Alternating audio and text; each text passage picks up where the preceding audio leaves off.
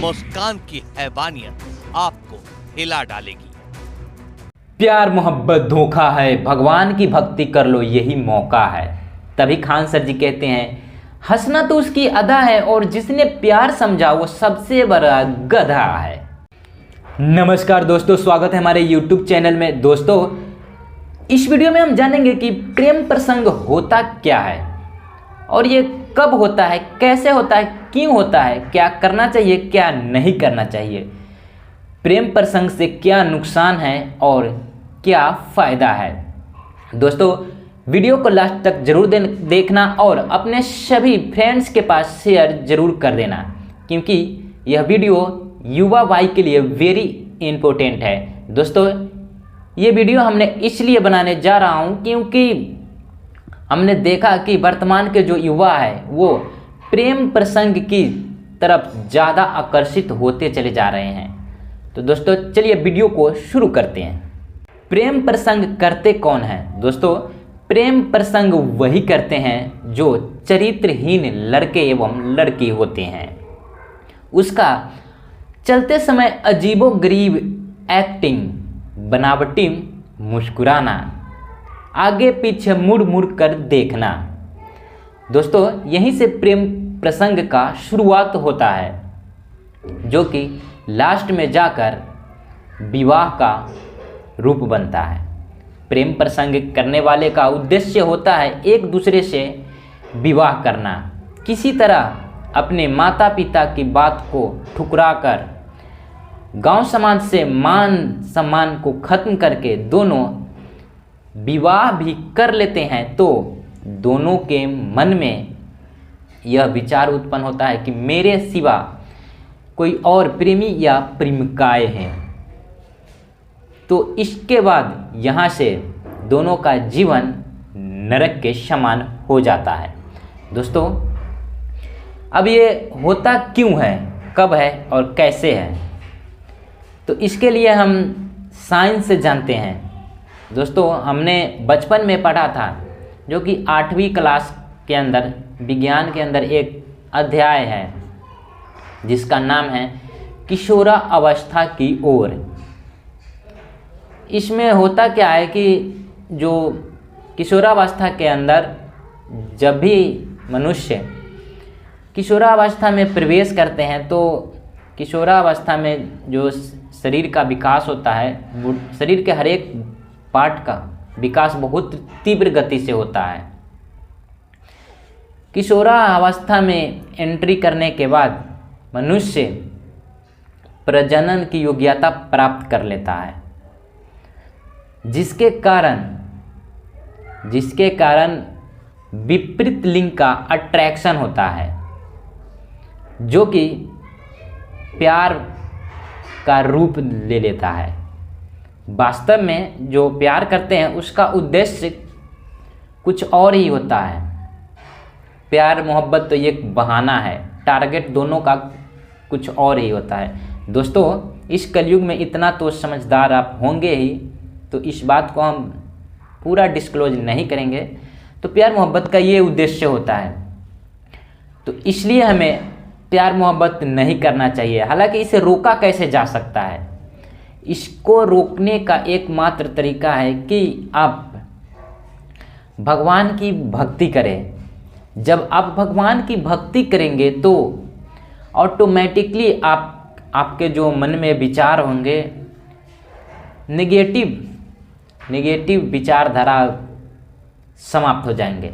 आपके मन में दोष उत्पन्न नहीं होंगे, जिससे आप इस विकार से बच सकते हैं। तो इसलिए हमें प्रेम प्रसंग नहीं करना चाहिए। प्रेम प्रसंग करने वाले का नतीजा क्या होता है, ये जान लेते हैं। शिव जी और पार्वती जी और शिव जी में प्रेम हुआ, तो पार्वती जी अपने माता जी से बोली विवाह कराने के लिए शिव जी से। तो उनकी माता जी ने उनको पिता को बोला। पिता क्रोधित हुए कि हम भस्म रमाए रहते हैं शिव जी, हम उनसे अपनी बेटी को विवाह करें, पूरा दिन नशे में रहते हैं, गले में सांप लपेटते हैं। तो ये बात पार्वती जी ने शिव जी को इन्फॉर्मेशन दी। तो शिवजी ने गुस्से में आकर माता पार्वती जी के पिताजी को गर्दन काट दिए। दोस्तों, ये था प्रेम प्रसंग का नतीजा। वर्तमान में आप देख लो कि मेरे देश की जो युवा है उसका नतीजा क्या है।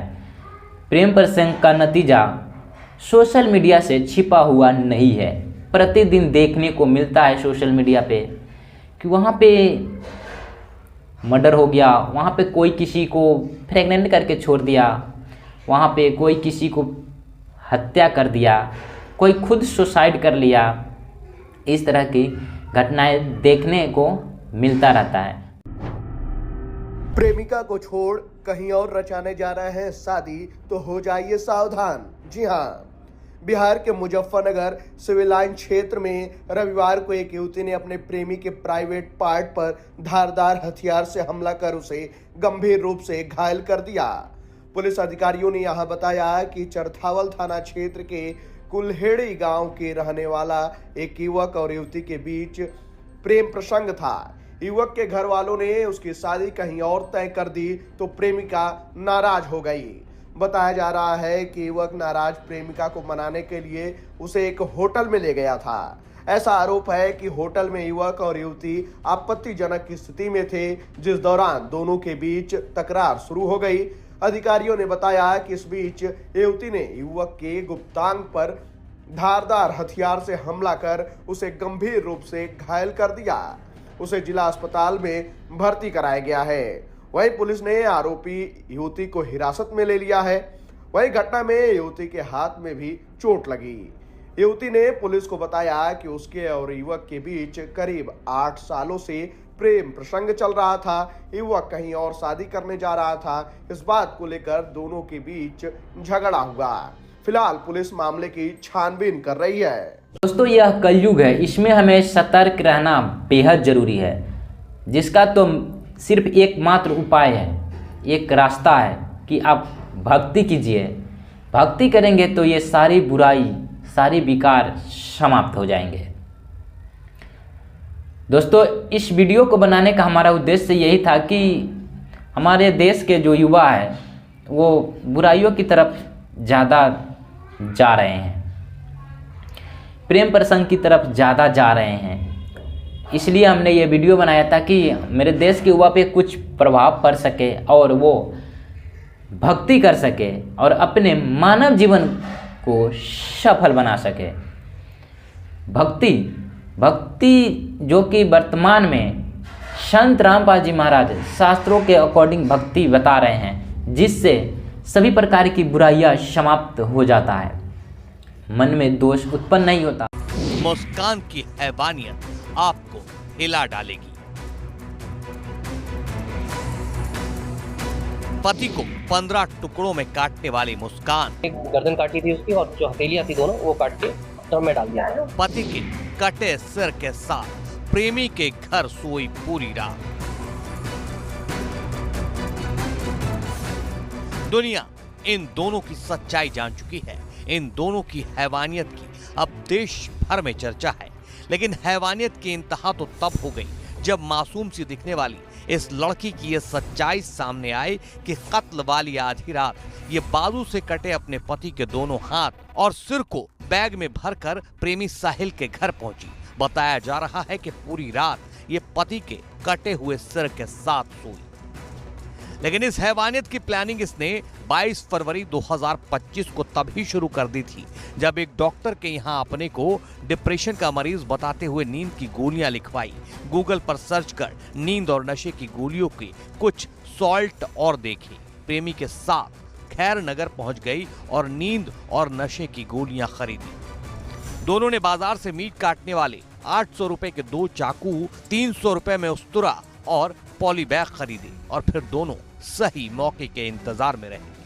फिर 3 मार्च की तारीख आई जब सौरभ अपनी मां के घर से लौकी के कोफ्ते की सब्जी लाया था। उसने कोफ्ते गर्म करने के लिए मुस्कान को दिए। मुस्कान ने सब्जी में नींद की गोली और नशीली दवाइयां मिला दी। सौरभ के सोने और बेहोश होने के बाद मुस्कान ने अपने प्रेमी साहिल को कॉल करके घर बुला लिया। साहिल घर पहुंचा और दोनों ने मिलकर चाकू से ताबड़तोड़ वार कर सौरभ की हत्या कर दी। शव को बाथरूम में ले जाकर उस तुरे से पहले उसकी गर्दन काटी, इसके बाद पैर और कलाइयों से हाथ काटे। दोनों की प्लानिंग लाश के टुकड़े टुकड़े कर पॉली बैग में भरकर अलग अलग जगह फेंकने की थी। दोनों ने सौरभ के धड़ को पॉली बैग में भरकर वहीं डबल बेड के बॉक्स में रख दिया।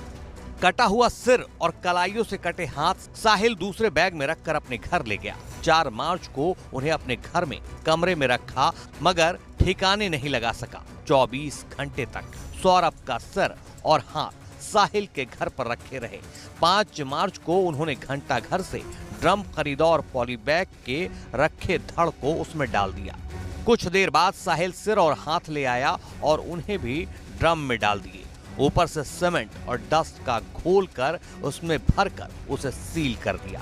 पुलिस के मुताबिक शव सीमेंट में इस कदर धंसा हुआ था कि पोस्टमार्टम के लिए पूरे ड्रम को ही मॉर्चरी भेजना पड़ा। पुलिस ने ड्रम तोड़कर शव निकाला, जिसमें सिर, दोनों हाथ और पैर के पंजे अलग अलग मिले। दोस्तों, तो ये था प्रेम प्रसंग का नतीजा।